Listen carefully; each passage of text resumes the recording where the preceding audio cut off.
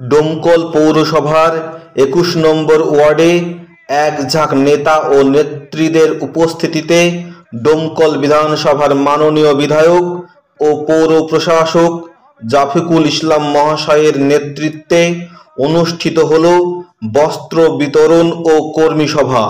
প্রধান অতিথি হিসেবে উপস্থিত ছিলেন পঞ্চায়েত সমিতির সভাপতি শাহানা বিশ্বাস, ২০ নম্বর ওয়ার্ডের ওয়ার্ড সভাপতি বাবর আলী মণ্ডল মহাশয়, ১৫ নম্বর ওয়ার্ডের ওয়ার্ড সভাপতি হুমায়ুন কবির মহাশয়। আরও উপস্থিত ছিলেন রিন্টু মণ্ডল মহাশয়, তপন কুমার সাহা মহাশয়, আমিনুল ইসলাম মহাশয়।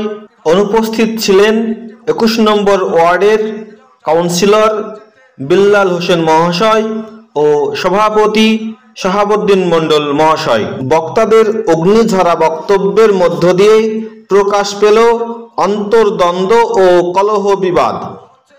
উঠে এলো প্রাক্তন কাউন্সিলর বিল্লাল হোসেন মহাশয়ের অতীত ও বর্তমান সম্পদ ও সম্পত্তির বিবরণ ও চারিত্রিক গুণাবলী। চলে যায় নেতৃত্ব কর্মী আপনাদের মতো মমতা বন্দ্যোপাধ্যায় তৈরি থাকে, সেইভাবে আমার প্রিয় নেতা তথা জাফিকুল ইসলামও ঠিক ২১ নম্বর থেকে ১ নম্বর পর্যন্ত প্রত্যেকটা ওয়ার্ডে ওয়ার্ডে আমাদের মতো নেতৃত্ব তৈরি করে রেখেছেন।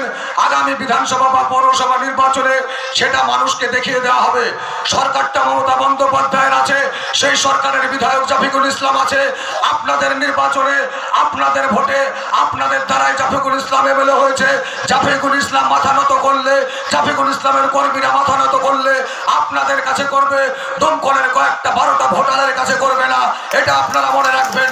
দমকলের ১২টা ভোটারের কাছে আমরা কর্মীরা যথেষ্ট বন্ধু। আমরা যে দলটা করি, বাংলার মুখ্যমন্ত্রী মমতা বন্দ্যোপাধ্যায়, এই মমতা বন্দ্যোপাধ্যায়ের গয়ে বন্ধু ৬৫টা সেনায় আছে। সিপিএম এর তৎকালীন সরকার মমতা বন্দ্যোপাধ্যায়কে বিভিন্নভাবে আঘাত করেছে, এটা বাংলার মানুষ জানে।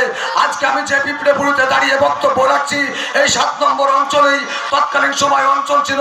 এখানে বন্ধু জাতীয় কংগ্রেসের হাতটা আগানো যেত না। সেদিন এই দমকলের মাটিতেই ২০০৮ সালে বন্ধু ১৩টা নির্বাচনে লাশ পড়েছে। বাংলার নেত্রী মমতা বন্দ্যোপাধ্যায় আসার পর, আমার নেতা জাফিকুল ইসলাম আসার পর আজকে দমকলের বাতাসে সন্ত্রাসের কোনো চিহ্ন বন্ধু নেই। সমস্ত সন্ত্রাস আজকে বন্ধ করে দিয়ে জাফিকুল ইসলাম মানবিকতার পথ দেখিয়েছেন। সেই মানবিকতার পথে আপনাদেরকে আগামী দিনে জাফিকুল ইসলামের নেতৃত্বে আমরা সেইভাবেই দমকলকে আরো সুস্থ, সুন্দর, সাবলীলভাবে গড়ে তুলব, এই ভরসা আপনাদেরকে দিচ্ছি। বিক্রি করার জন্য, টাকার জন্য এবং টাকা খাওয়ার জন্য যেভাবে ওরা ব্যতিব্যস্ত হয়ে পড়েছে, তাদেরকে দুই গালে দুটো চর না মেরে দুটো জুতো মারা উচিত আমি নিজেকে মনে করি। সত্যি তৃণমূল দলটা করতে গেলে অনেক ত্যাগ, অনেক বিসর্জন নিজেকে দিতে হয়।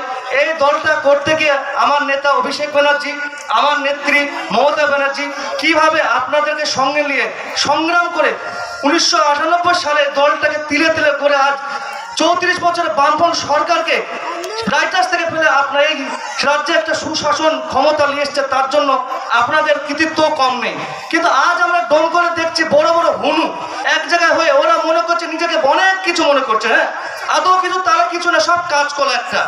তাদেরকে পতাকার বাইরে গিয়ে তারা সমর্থন দেখাতে বলুন, আদৌ তাদের পেছনে কিচ্ছু নেই, সব ভাটা। তাই আমরা আপনাদের কাছে বিশেষভাবে অনুরোধ করব, আমার জননেতা দমকলের বিধায়ক, দমকলের রাজপথের রাজনেতা জাফিকুল ইসলামের পেছনে থাকুন। এই ওয়ার্ডের স্বচ্ছ ভাবমূর্তি আলার ছেলে যারা আছে, যারা কর্মী, তারা ওয়ার্ড চালাবে, তারা ওয়ার্ড সভাপতি হবে, তারা প্রত্যেক বুথে কে বুথ সভাপতি হবে, স্বচ্ছ ক্যান্ডিডেট হবে, তাকে আপনারা নির্বাচনে জিতাবেন, জিতিয়ে পৌর প্রতিনিধিত্ব করতে দমকলে পাঠাবেন। আপনি জানেন আপনার এইখান থেকে যিনি পৌর প্রতিনিধি করতে গিয়েছিল তার বিগত দিনের কি পরিস্থিতি ছিল, এখন কি হয়েছে, তার ঘরে কি বাইরে কি কটা সংসার আপনারাই নিজেরা জানেন। আমি আর কিছু বাইরে আর বলবো না। তাই আমি বলতে চাই, আজ নির্বাচনী জনসভা নয়, অনেক বক্তা আছেন, অনেক নেতৃত্ব এখানে কথা বলেছেন, তাদের কথার সঙ্গে আমি একমত। আপনাদেরকে বিশেষভাবে অনুরোধ করব, আগামী দিনে আরো বড় বড় সভা হবে, অনেক নেতৃত্ব আসবেন, নির্বাচনী সভা হবে। এই জায়গা থেকে আমাদের শিক্ষা নিতে হবে যেন ওয়ার্ড সুস্থভাবে থাকে। আমরা যেন তৃণমূলের প্রতীকে ওয়ার্ড বিধায়ককে নির্বাচন করতে পারি, এই ওয়ার্ড থেকে যেন বিপুল ভোটে বিধায়কের হাত শক্ত করতে পারি, সেই দিক নজর রাখবেন। আর বেশি কিছু বলবো না, এখানে পরবর্তী অনেক বক্তা আছেন, আজানের সময় হয়ে যাচ্ছে। মামাটি মানুষ জিন্দাবাদ। আমার নেতা